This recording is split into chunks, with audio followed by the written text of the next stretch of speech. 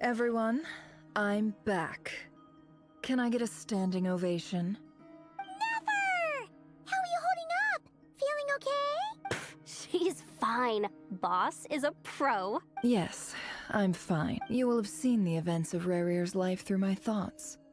It's now clear that he is just a regular nobody, driven by personal tragedy, as he said himself. I mostly agree. There's only so much we can know about him from his memories alone, but they did give us a clear glimpse into his life in Conria. However, I would not consider Rarir to be a nobody.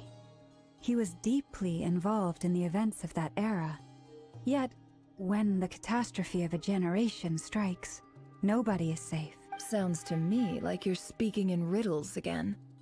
Is this you urging me not to abandon the people of Nodcry in their hour of need? That's not what I meant. Although I do hope you choose to remain a part of the plan. Without you, the mission ahead will be all but impossible. Then try to remember that I respond better to the carrot than the stick. And I don't appreciate being bossed around. Now, as for you, Missy, you were excellent. You stuck to the rules of the ceremony and kept your mouth shut the entire time. Bravo. Cool. So, can you fill me in on the deets now?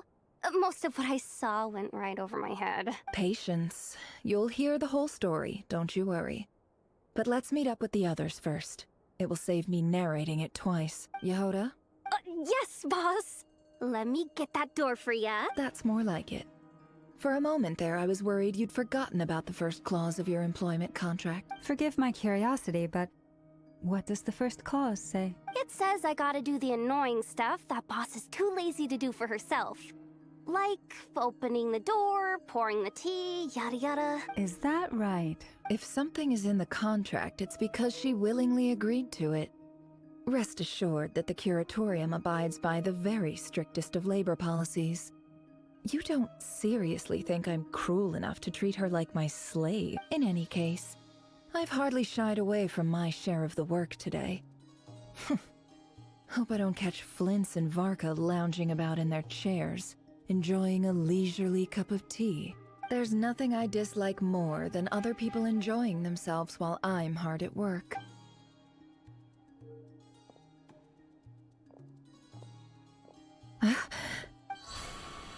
Oh no.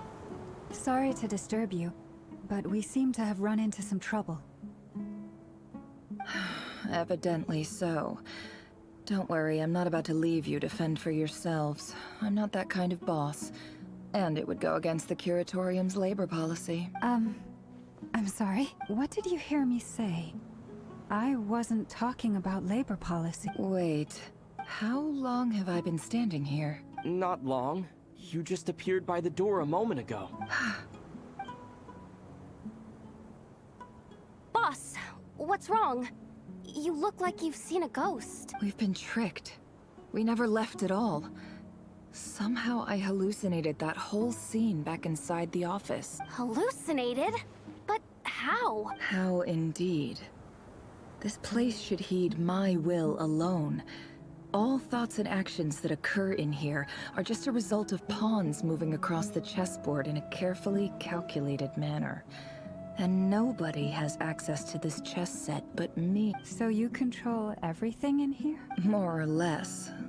But yes, it's a special technique of mine. Has anything like this ever happened before? Only once. It was the first time I used the chess set. Is there any similarity between what happened then and what's happening now? I suppose my thoughts are a little turbulent, which was also the case my first time. Is there anything I can do to help? The first clause of your contract clearly states that I only need your help with things that I'm too lazy to do myself. Meaning, you're not feeling lazy right now? Meaning, this is not something Yehoda can help with. The chess set is a personal treasure that I alone understand. I must be the one to find our way out of here. Boss, it's fine. Really. Let me do something useful. Oh, listen to you. Whatever would I do without you, Yehoda? What? Really? Yes, really. Where would I ever find another employee as obedient and servile as you? Oh, okay. Well, anyway, I was thinking of fetching some water. There's gotta be a source around here somewhere. I suggest everyone finds someplace comfortable to take a rest. We gotta conserve our energy. Even though all this chess malarkey doesn't exist in a physical sense, mentally speaking, it's all real. You don't want to dismiss mental fatigue. Just because it isn't physical doesn't mean it's any less serious. But anyway, I got your back. Don't I have the best employee? If we can find a suitable time, I'd love to borrow Yehoda for a day to help out at the Frostmoon Scions. Would you be amenable to that, Boss Nefer? Oh, Lauma. Have I ever told you just how pretty you are? Beauty runs from the tips of your antlers to the depths of your imagination. Time to rally, everyone. Follow me. As we continue our journey, the same rules will apply. That means stay focused and no talking no matter what we encounter. And don't disturb the chess pieces. You have my word that I will get us all out of here.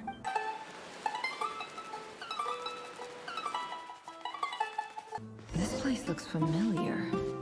That's not a good sign. There's someone up ahead. I wasn't expecting visitors at this hour. Wait, is that? Oh. It's him. There you are! Sinue's been looking for you all day. I think he has some news for you. Oh, yeah? What were you doing just now, Uncle Retinue? Hiding away some more loose change? I know I saw some Mora. What do you mean, loose change? Oh, come on, I'm too old for this. Just pretend you saw nothing.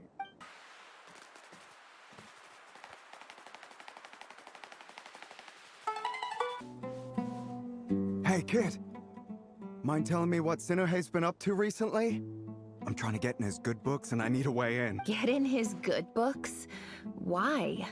What do you want with my dad, Uncle Apepi? I've written a new song. I was hoping to showcase it at the next festival, but I'll need his approval. A new song, huh? I'd love to stay and listen, but unfortunately, Uncle Retinue says my dad's looking for me. Well, there's plenty of time and I'm not going anywhere. See that pile of stones? I'll be sitting there warming up my vocal cords. Come find me when you're done. Pile of stones. Got it.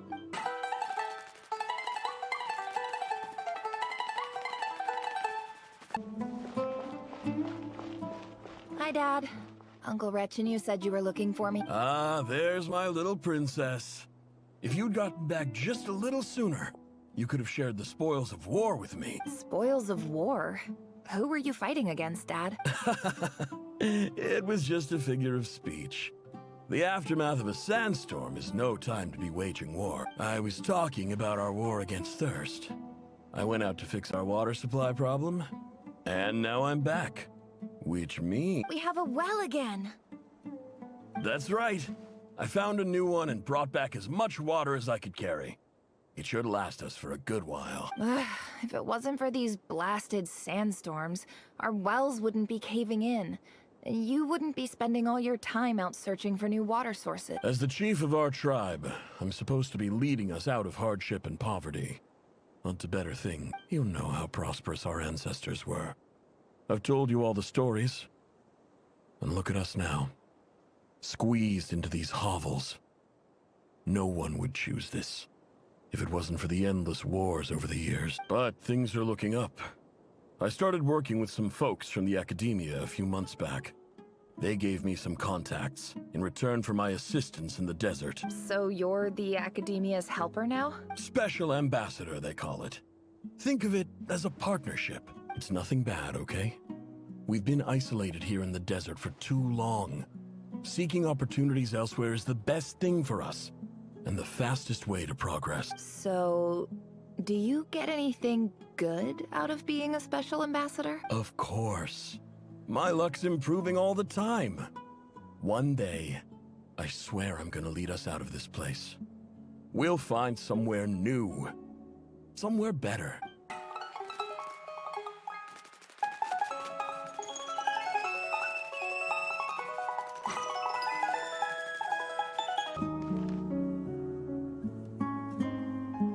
That's our well, and you know it. You stole from us. Well, you've gone from chief to thief, and now you have to face the consequence. Did you really think you could take our water without permission and get away with it? You're either brave, stupid, or both. And that special ambassador act? Yeah, nice try. We spoke to the academia. They said it was all news to them. You're a liar and a cheat!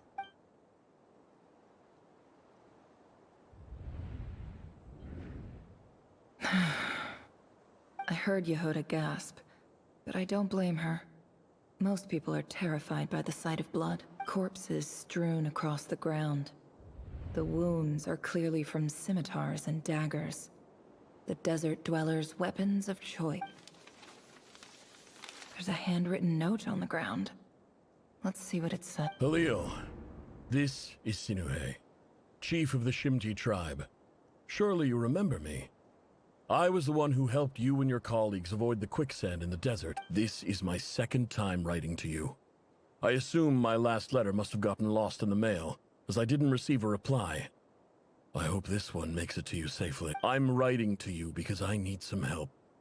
That sandstorm the other day completely blocked up our well, forcing me to look for another water source in Iab and Unut territory. It was a matter of survival. Praise the gods. The well of the Iab tribe was intact. It was my last resort. I drew what water I could and left, but not without being spotted. I fear they will retaliate. You told me to write to you if I ever needed help. You said you'd be my ally in the academia. I urgently need you to formally recognize my title of Special Ambassador and send some of your people to assist me for a few days. It's the only way I can convince them that this was the academia's decision and prevent them from retaliating. This is an emergency. Please send help as soon as possible. Looks like this letter never got sent. The writer died a grisly death, and the letter was trampled into the ground. It's badly defaced. Some parts are barely legible. What a ridiculous lie the surviving Shimti tell. Their whole village was butchered over a sip of water. Ah, officer. Welcome. Welcome to our humble village. I thought you would at least have the courtesy to provide some respectable libation. This is the finest wine our village has to offer. I promise.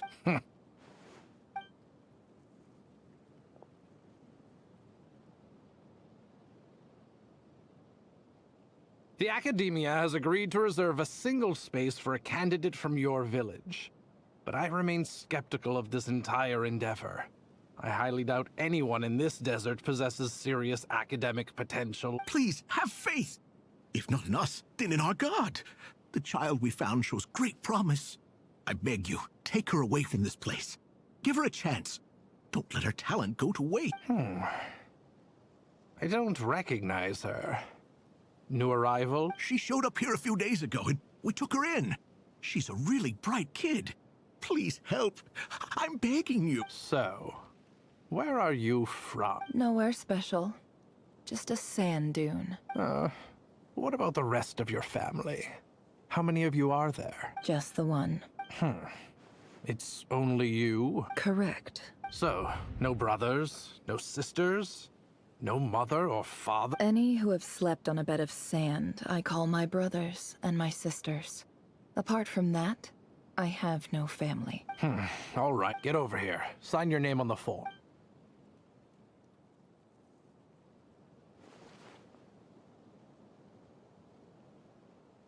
Never? You're rather fair-skinned for a desert dweller.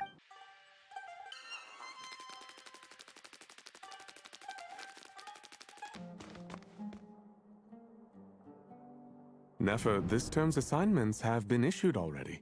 Please read through the materials thoroughly, conduct your own additional research, and then write an essay on the topic. Yes, Professor, I'm aware. I just had a couple more questions I wanted to get your perspective on. Oh? Please, ask away.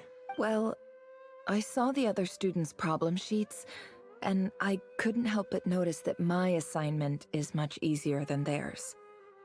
Do you really think I'm a weak student? A weak student? Goodness, no. Quite the opposite. You have a sharp mind. I think what you're saying is a weak student wouldn't have noticed the discrepancy. And if they did, they certainly wouldn't complain about the lighter workload. You see, sharp as they come. You see things the way they are. And I'm sure you know why they're like that. Because of where I come from. Because I'm different. I'm sorry, Nefer. I don't like it any more than you do. It's just... Anyway, you said you had a couple of questions? What's the other one? I wanted to check... If someone sent me a letter to the academia, where do I go to collect it? Ah, your family wrote to you. Well, as long as they put your name on the envelope, someone should hand it right to you. Not exactly. It's not even a recent letter. I was just curious where the mail would end up if no one collects it. The House of Dana, I expect. I know there's a box for unclaimed mail somewhere in there, probably sitting on a shelf. Whatever you're looking for, that'd be the place to start. Okay, got it. Thank you, Professor. Oh, don't mention it. Honestly, I feel like I failed you. I'm supposed to be your teacher, but I haven't taught you anything. Hey, don't say that. You're a great teacher, and you do your best for all your students. But the rules are the rules. You're not allowed to teach students like me. It's not just the academia either. The whole world bends over backwards for the successful. Oh, my dear child. Don't tell me you've given up on life already. I haven't. I just think that if you want to make it in this world, you have to find a way to become successful.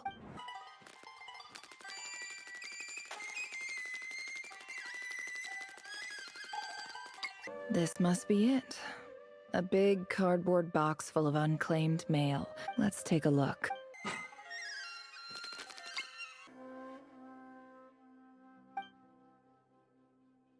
A dilapidation survey from Port Ormos. Looks like it's from a Core of 30 representative. What a strange thought. A bunch of mercs losing sleep over rundown buildings. This one was never even opened. I guess the recipient didn't care what the Core of 30 had to say about anything. Who was it addressed to? I don't recognize the name, but it must have been a Kasharawar professor. This one is addressed to the Immorta Sage. The title is Changes Observed in Satyavada Life Symptoms. Why do all these letters read like full-blown dissertation? Guided by the incense, we became lost somewhere in the forest. All the barriers between levels of consciousness disappeared as our minds soared around in circles, looking for a branch to seek refuge on. In clinical terms, these symptoms fit the description of incense poisoning. The Immorta Darshan strictly prohibits the use of hallucinogenic substances, but I believe there are still people getting away with it. For example, my neighbor who always breaks out into song and dance after using incense. This seems like something the academia would want to know about. Why wasn't it collected? Wait, what's this written on the back? The note says, "The sender authored this letter while under the influence of mushrooms. I would send it back, but no return address was provided. Stamped by the Grand Conservator of the House of Dana." This next one is addressed to Grand Sage Azar. A few words of protest regarding recent changes in Sumeru's educational policy. In recent years, the academia has taken on a small number of students from the desert region, as per the policy to this effect. However, it appears to me that these students have not, in fact, been provided with educational opportunities that are, in any meaningful sense, equal to those enjoyed by their peers, as well as receiving dumbed-down assignments and perfunctory tutoring. They do not even have full access to the Akasha system. Education is the fundamental purpose of this institution. which should go without saying in a nation whose founding virtues are knowledge and wisdom. I ask you, is the lip service we pay to the policy of education for desert students truly the standard of pedagogy to which the academia aspires? As Grand Sage, policy decisions are your prerogative, but do not forget your roots. You and I were once students too, as was everyone else in this institution. I do hope you will give serious attention to this matter. I encourage you to discuss issues like this with myself and others. Great letter. Shame it didn't get to where it needed to go. And the sender is... Huh? Sage Cyrus of Spontamod. I didn't realize anyone else even knew how bad students like me have it in this place. So this is where letters from the Sage of Spontamod end up. Nice one, Grand Sage. Really enlightened leadership. Whatever. This isn't what I came here for. Moving on. I'm not exactly holding out hope that a letter sent from the desert would even make it here. But if it did, where else would it end up if not in this box? I can't believe how much discarded mail there is. Must have been years since someone last went through it all. And then it's just one box. I don't believe for 1 second that any human being has sat down and read through all the documents in this place. Wait, could this be it?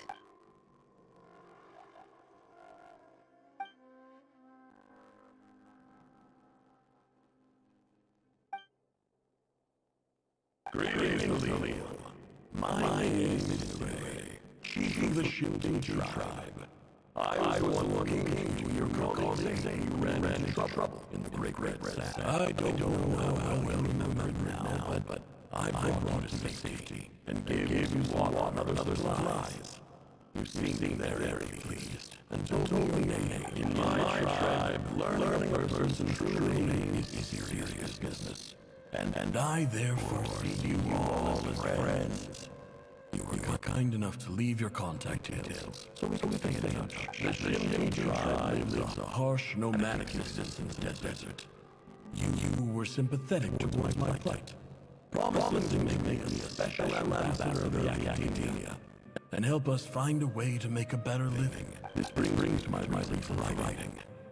Our tribe has fallen on particularly hard times, and I would like to ask for your assistance. There was a terrible sandstorm a few days ago, which blocked up the well on our land.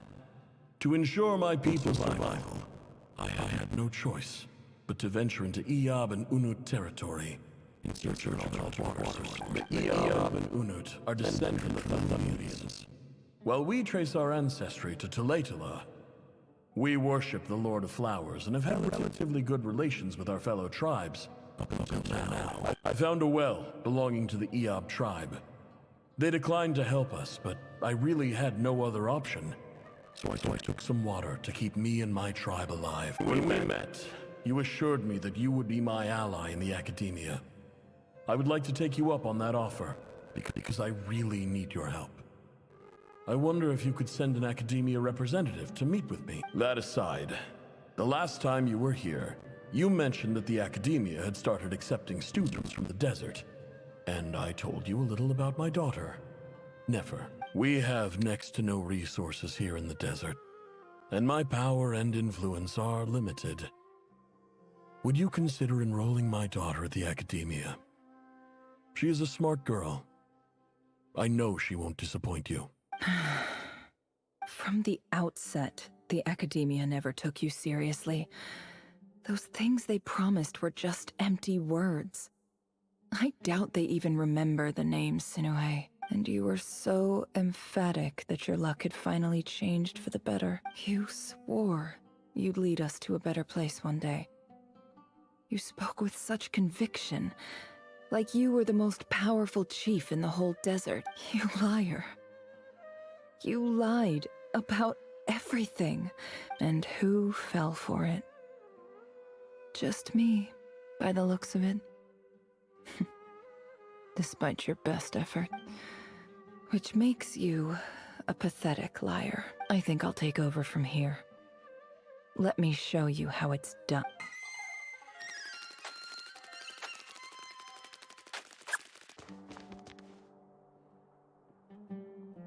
I just came to say goodbye. Thanks for everything you've done for me in my time here. Nefer? You packed your bags. Where are you going? I'm quitting. Something's come up in my hometown. Gonna head back and deal with it. Huh? But this was a hard-won opportunity for you. You know that better than I do. It was. But it doesn't matter. I have more important things to deal with, and they can't wait. Oh, and I didn't want to overfill my bags, so I left some incense on your desk. What's wrong? I thought you liked incense. Although, I did read somewhere in the House of Dana that it has hallucinogenic effects. Don't use it all at once, all right? Isn't this the stuff you brought from your hometown? You're just letting me have it? But you said it's a rare and valuable commodity. Yeah, about that. I lied. It's not rare at all. There's this bunch of ruins near my hometown that are practically overgrown with this plant. It's not worth much. Keep it. It's fine. But Nefer... All right. That's all from me. You take care.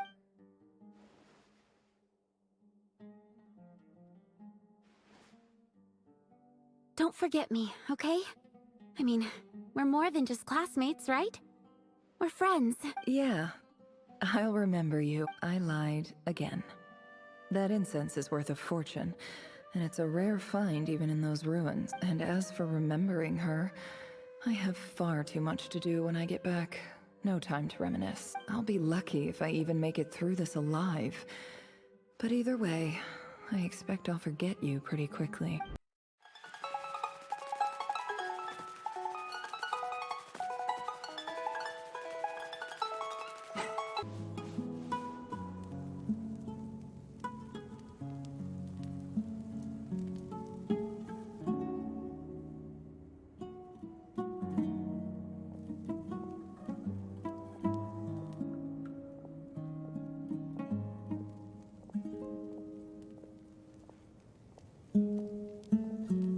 It's a pleasure to meet you, Mr. Arif.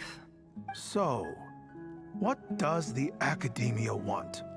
Since they've sent their special ambassador, I assume there's a big business deal to be made. If not, I'd be very disappointed. Please, sir, lower your blade. You're lucky I'm the one they sent. Not all special ambassadors share my admiration for the Iab people. The ever-shifting balance of power in the desert reduced the once great civilizations of this region to rubble and sand. But the story of the Iab has a very different trajectory. Others grew weak, but you grew strong, beginning in obscurity and moving to prosperity. Huh. So, you do know who you're dealing with? This well is the perfect symbol of your strength, is it not? It used to belong to the Unut, but it looks like you have control over it now. You're not wrong. But I'm sure you didn't come all this way just to flatter us. Of course not. I came to bring you some very good news. Some information that recently came to light, which might just be your ticket to freedom. Records uncovered by the Vahumana Darshan show that a certain well currently under Iab control is built on top of some ancient ruins. These ruins are of great archaeological interest to the Academia. I checked the map carefully on my way over here, and I'm confident that this is the well in question. The Academia is offering 50 million mora in return for excavation rights. 50 million? No, wait. If these ruins are as important as you say, 50 million's a little low, don't you think? Don't get greedy, Iab. We know far more than you think. We know that you seized this well by force. Wasn't that the first step in your rise to power? To drive away the Unut and steal their water supply? So what if it was?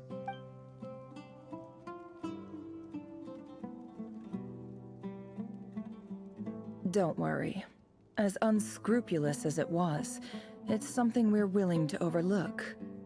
The Academia is only interested in dealing with the de facto power holders in the region. I hope I am making myself clear. And I hope your words are the truth. If I find out the Academia is trying to play me, I'll hunt down every one of your people and make you watch as I cut their heads off one by one. I assure you, Chief, that would not be in your long-term interests. You don't want to make an enemy of the Academia. You see how I'm dressed, don't you? I appreciate that you've never been to the rainforest, but surely even you recognize an ambassador's attire when you see it. And what does a barbarian like you have to lose anyway? You really think the Sumeru Academia would bother to come all this way just to lie to you? All right, I take your point. The Academia is the highest authority in the land. I'm sure you're trustworthy people. In that case, we have a deal. We will sell you the excavation rights. I'd like to thank you, Ambassador. This is good news indeed. Excellent news. In fact, it calls for a celebration. Would you do us the honor of staying a while and enjoying some EOB hospitality? Gladly. I am partial to wine myself, and I trust you are as well. So let's indulge in a few drinks together, in celebration of this momentous occasion.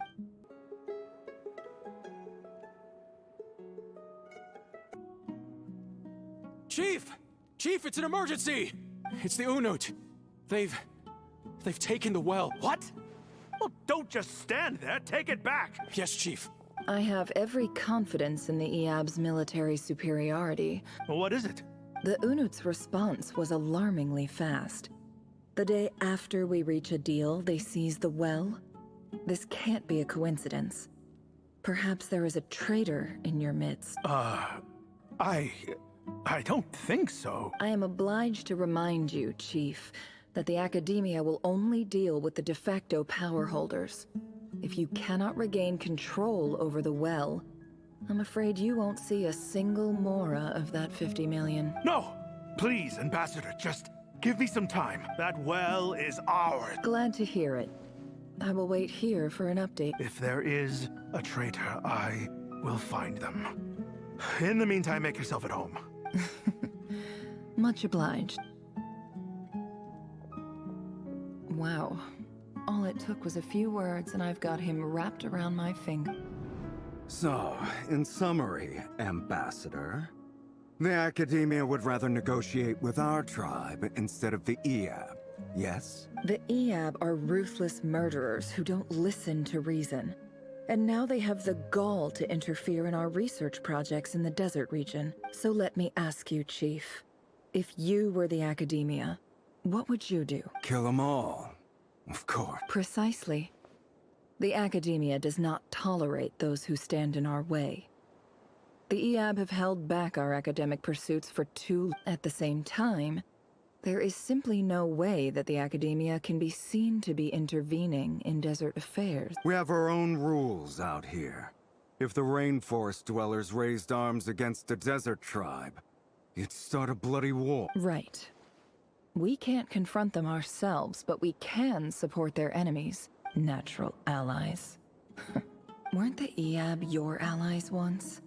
You were quick to send them after us to protect your interests back when we stole that water. And now look at you. Let me be clear. The Academia wishes to collaborate with the legally recognized rulers of the desert in this matter. We are asking for excavation rights to that well, and our offer is 50 million mora. Say no more. I believe we have an understanding. Good. Then I suggest you get to work. You see, Dad? Lying is easy when you know how. People will believe anything.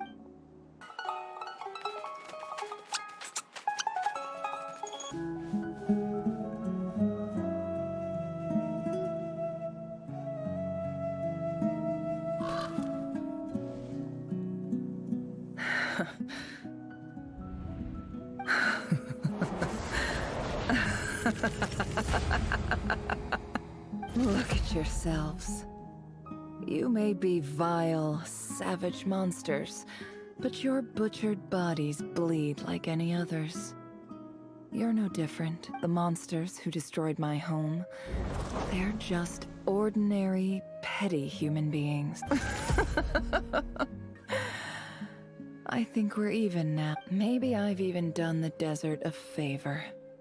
It's a better place without all these people around. Oh, Sinuhe, my gullible fool of a father. Perhaps if you'd been as ruthless as I was today, our tribespeople would still be alive, but you couldn't do what had to be done. So I did it for you. Nefer, it's okay. All of this is in the past now. I believe I remember you promising to remain silent. Yeah, but even so... Yehoda, is there anything you can do to ease the tension? Alright, time for a sharp turn onto a completely different topic. So, anyway, that's enough of that. When are we getting out of this place? Feels like we've been walking forever.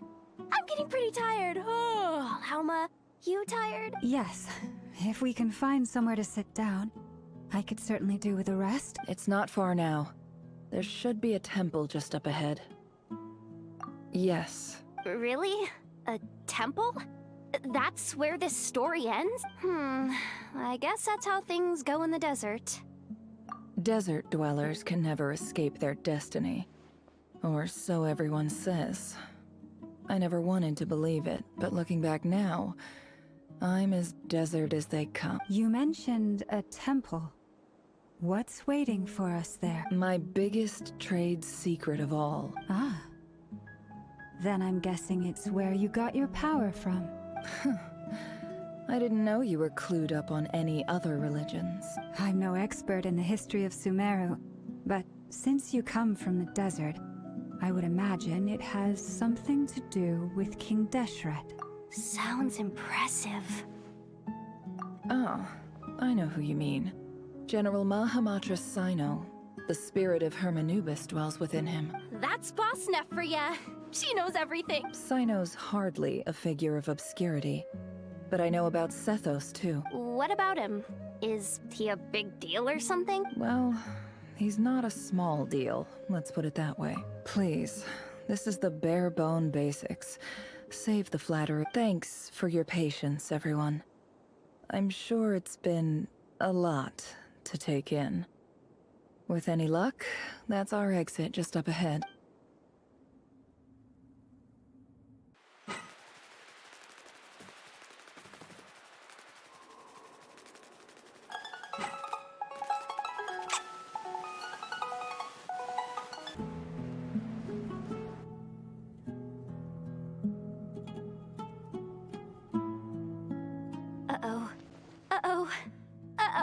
I'm totally out of my depth here. I don't have anything to add about any of this stuff. Like, look at that statue, for instance. I want to do the whole name-dropping, this girl knows her stuff thing too, but I've never seen anything like it before. A statue with the head of a bird. That's Thoth, the Ibis King, one of the 7 pillars of King Deshret. The legends say that he, the Crocodile King, and the Goat King were the 3 retainers of King Deshret. Let's take a look.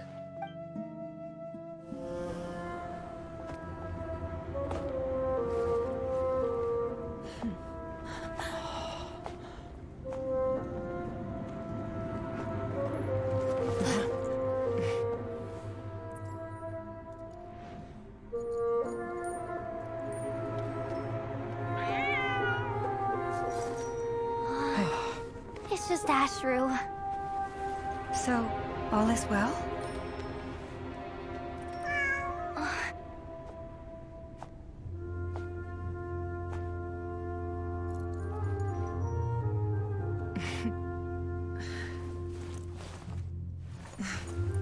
Typically speaking, at this point, the world disintegrates. Then we find ourselves back in the outside world. Besides, these are my memories. There's nothing to fear. You're sure? Of course. It's almost over.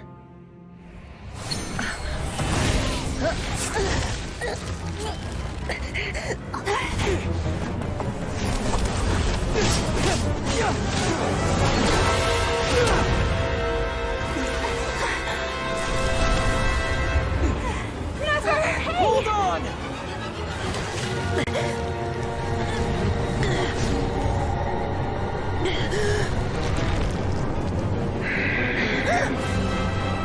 Knowing too much is always a death sentence. Speak for yourself.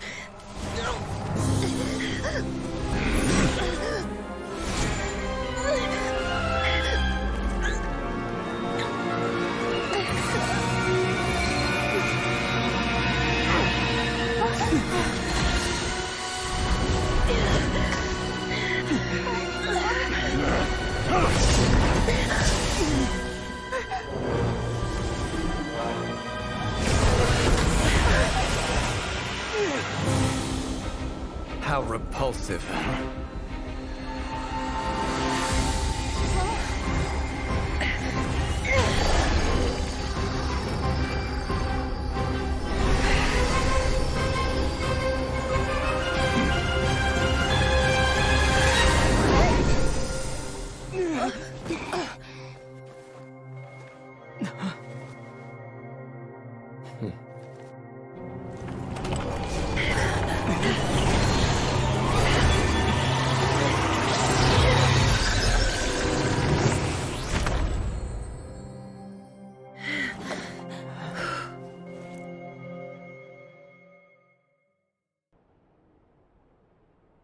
Timed that pretty well, didn't I?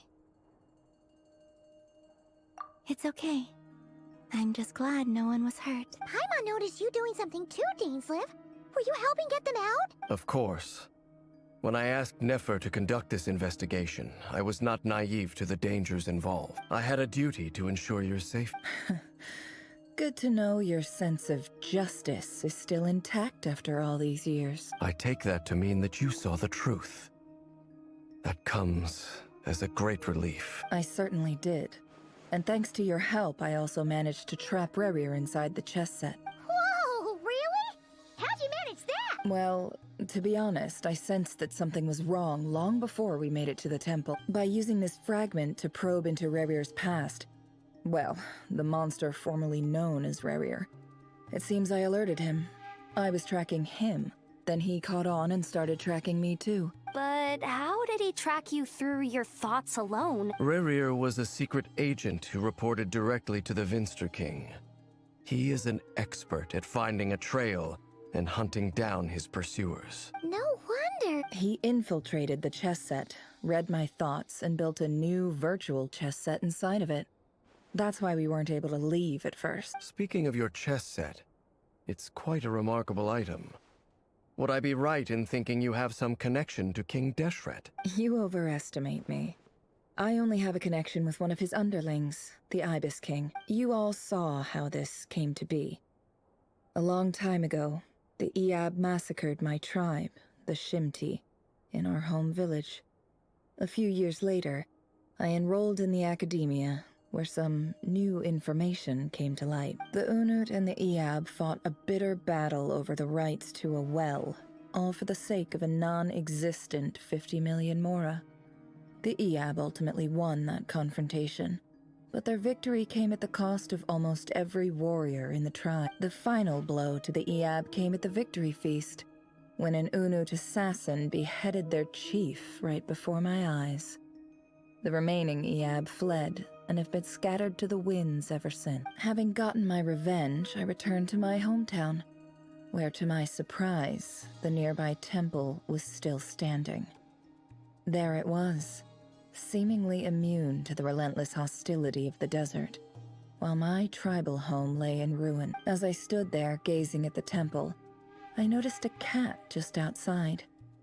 This cat, as it turned out, was home to the spirit of the Ibis King. He led me to a gate deep inside the temple, and there he made a deal with me. This chess set is my gift from the Ibis King. The chessboard within is made to the same specifications as the one in the mausoleum of King Deshret, and represents his power of piercing analysis. With this chessboard in its container, I gained a certain ability to perceive hidden secrets. Now, you could conclude that the Ibis King simply wanted to give the people of this world the power to seek the truth. But I don't believe that's the full story. Every god plays favorites. Their hearts are as fickle as any human's, full of secrets, perversions, egotistical tendencies. But precious few gods are willing to admit this. It is the same with all powerful forces, including fate itself. Their gaze falls preferentially upon a select few. As you rightly point out, this is an act of favoritism. If you're alluding to the Abyss, then yes, I agree. Gather the others. It's time to share everything I've learned.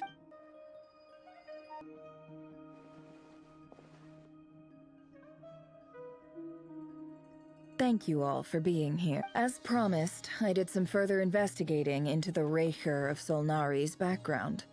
I am pleased to report that the investigation has been most fruitful indeed. The Raker of Solnari, real name Rerir, was once a Conrian subject who served the Vinster King. I will now share the important details of his story. Please save any questions or comments for the end.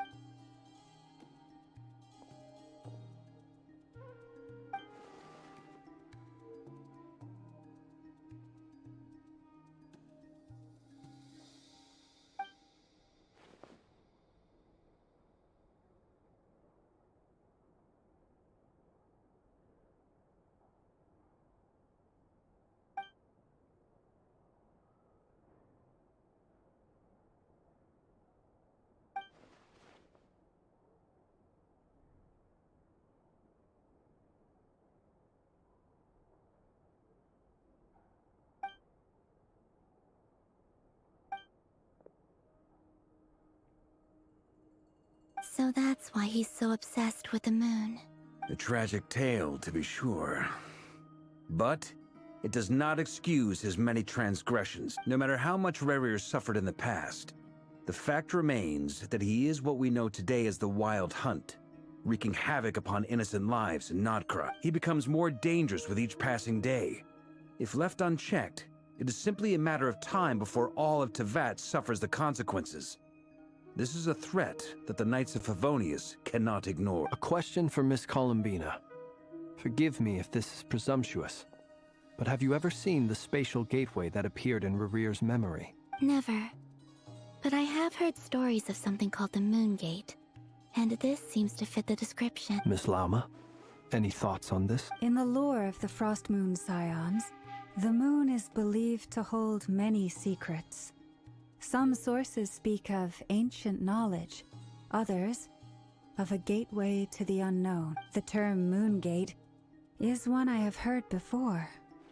But as is the case with all of our legends, there are no records of any first-hand witnesses. Then back to Miss Columbina.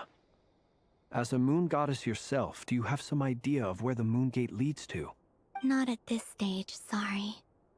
I do hold the power of the Frost Moon, and my strength is recovering well. I can sense that the gate would open at my command, but... But there's more to the power of the Frost Moon than that? Yes. A moon goddess has the right to open the Moon Gate, since it is a path to the moon. But as never mentioned, holding open a spatial gateway takes a huge amount of power, and right now, I need to conserve my energy to fight the Raker of Solnari. I'm afraid this is one mystery we may have to leave unsolved for now. I agree. Better to save your strength. But if you'll humor me for a moment, I have a bold conjecture of my own regarding the world beyond the gateway. I highly suspect that neither Tholindis nor Rerir made it through unscathed. The evidence pointing to this is the fact that the Raker of Solnari exists in the form of countless fragments. With the abyssal power he wields, no ordinary foe can touch him, let alone tear him to shreds. And yet, the Wild Hunt proliferates wherever his scattered fragments lie, drawing hordes of monsters to many different locations across the land. So your theory is that Rerir was physically torn to shreds by some powerful force? Hence, why the Wild Hunt is a distributed phenomenon, rather than a unified one? Makes sense to me. Explains why the Wild Hunt is so pervasive, and why he's been trying to piece himself back together. He was whole to begin with, and he wants to be whole again. Without the power of the Abyss on his side, he almost certainly would have perished the moment he was torn apart. But the Abyss, much like a curse, has kept him alive. I could not agree more.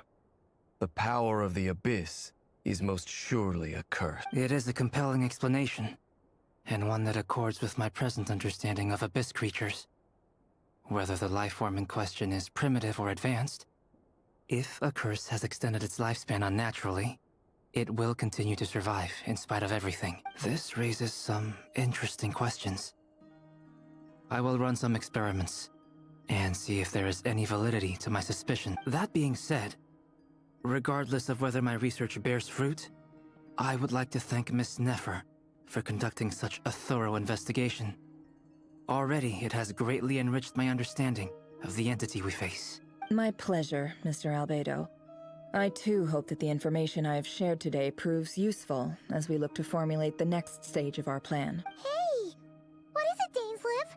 You look really upset! It's just... when I think of the man I once knew as Rerir, I struggle to understand why things had to turn out like this. The two of you used to be friends, didn't you? I don't know if these words will bring any comfort, but my heart goes out to you. Mine too. We could never know all the hows and whys of the way things are. The moon and stars are full of untold secrets and lies. And the skies are host to many more mysteries than these alone. Yet, none of that can begin to compare with the complexity of human life. Those are the first comforting words I've heard in a long time. Thank you, both. Well, I think this is a good place to end today's meeting. I'm sure Nefer needs some time to recover. She's been through an awful lot today. That's very thoughtful of you, Lama. Of course. Sounds good to me. Take some time to rest and digest before we reconvene to nail down a plan.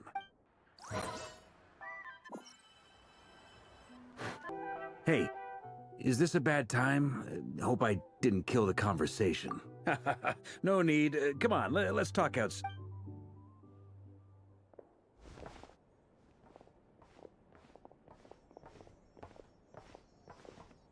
Anyway, Nefer went back to the curatorium to get some rest. But before she left, she shared some things with me that I thought you should be aware of. Firstly, although she managed to trap the Raker of Solnari inside her chess set, there's no guarantee that the power of the Ibis King is any match for one of the 5 sinners.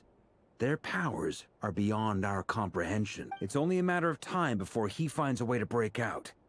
We have to come up with a plan and take care of him before that happens. Honestly, my mom figured that might be the case. So, how long have we got? Well, I asked her that same question. She talked for a long time, but for the most part, it seemed like she was trying to convince me how precious her chess set is. What a long and storied history it has. It felt like some kind of sales pitch, you know? The kind where you end up handing over Mora against your will? Anyway, after all that, she finally answered the question. 2 days, at most. 2 days? Holy moly! Can we even recruit enough help in that time? That remains to be seen. Which brings me to the second issue. Dainsleif is obviously conflicted about this whole thing.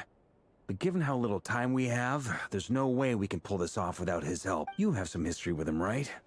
Do you think maybe you could talk to him for us? Great. I appreciate it. All right, on to item 3.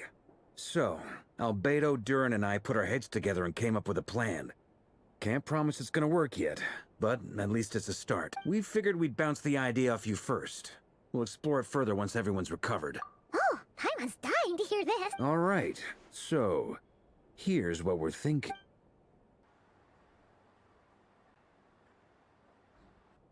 We felt a little uneasy about roping you into this. I mean, firstly, you're not locals, and secondly, none of us are your boss. You're well within your rights to refuse. Roping us in? Why would you even say that? We know the stakes here. It's all of us against the Raher of Solnari, or none of us stand a chance. I choose my words very intentionally, I'll have you know. I like to think there's an art to striking a down-to-earth tone even when the stakes are through the roof. Sir Varka, I have a few thoughts about this plan. I'm all ears. I think we can be more flexible with how the roles are allocated. In my view, the most sensible lineup would be like this.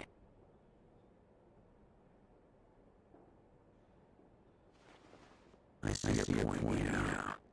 But if that's how we're going to approach this, you'd better make sure you're ready. To be clear, I don't doubt your abilities. Far from it. I just want to make sure. Are you really willing to take all this on? I will do everything within my power. The Rahier of Solnari is a truly fearsome opponent, and if I do my part, it'll greatly reduce the risk for everyone else involved. Well, that tracks what I've heard. Jean's mentioned in her letters that you're so diligent it's almost abnormal. As in, most people weigh up the risks and rewards in situations like this. But you seem to just march towards danger without a moment's hesitation. Of course, everyone appreciates a fearless pioneer. But all that aside, I'm the Grand Master of the Knights of Favonius, and you're our honorary knight.